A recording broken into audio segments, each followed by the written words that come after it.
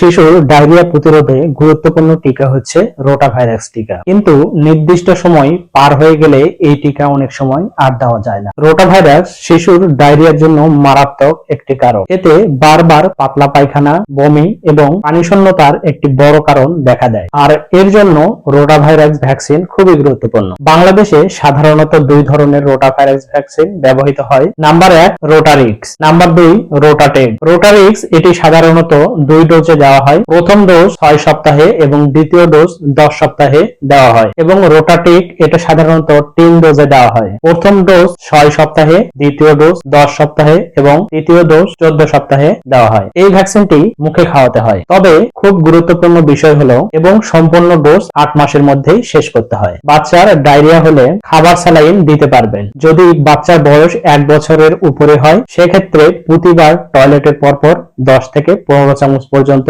Saline খাওয়াতে পারবেন এবং বুকের দুধ বারবার খাওয়াবেন। শিশুকে পানি শূন্যতা হতে দেবেন না। প্রয়োজন হলে জিঙ্ক সালফেট দিতে পারেন 10 থেকে 14 দিন পর্যন্ত। মনে রাখবেন, ডায়রিয়ার চিকিৎসার চেয়ে প্রতিরোধ সহজ। শিশুর যত্ন নেন, সচেতন থাকুন এবং শিশুকে সুন্দর রাখুন। স্বাস্থ্য বিষয়ক এমন নির্ভরযোগ্য তথ্য পেতে যদি আপনি ফেসবুক থেকে দেখে থাকেন তাহলে অবশ্যই ফলো দিয়ে দিবেন, আর যদি ইউটিউব থেকে দেখে থাকেন অবশ্যই সাবস্ক্রাইব করে দিবেন।